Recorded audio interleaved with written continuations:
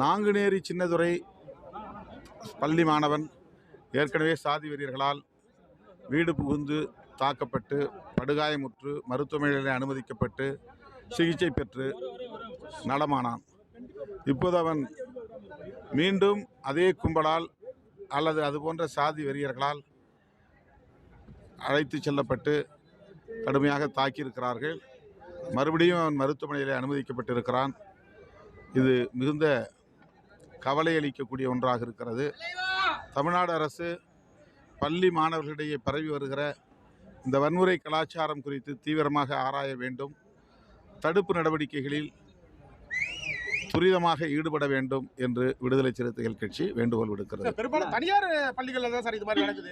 எட்டாவது படிக்கிற மாணவன் பள்ளியில் கத்தி எடுத்துன்னு அந்த தாக்குதல் வேறு இது. ஆமாம், அதுவும் ரொம்ப மோசமான ஒரு தாக்குதல்.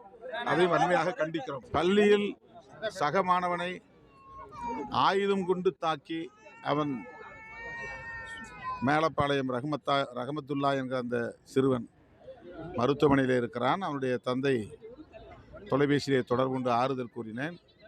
இதுபோன்ற வன்முறை கலாச்சாரம் மாணவர்களிடையே பரவி வருவது நாட்டுக்கு நல்லதல்ல. சாதி மதம் அடிப்படையில் சில அமைப்புகள் திட்டமிட்டு இந்த வன்முறைகளை வளர்த்தெடுக்கிறார்கள். ஆகவே அரசு இதில் கூடுதல் கவனம் செலுத்த வேண்டும் என்று மீண்டும் வலியுறுத்துகிறேன்.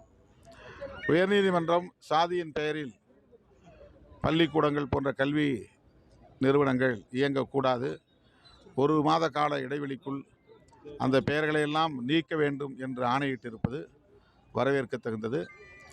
நீதிபதி சந்துரு தலைமையிலான கமிஷன் பரிந்துரைகளை வழங்கியிருக்கிறது. அந்த பரிந்துரைகளை நடைமுறைப்படுத்துவதற்கு தமிழ்நாடு அரசு முன்வர வேண்டும் என்று விடுதலை சிறுத்தைகள் வேண்டுகோள் விடுக்கிறது.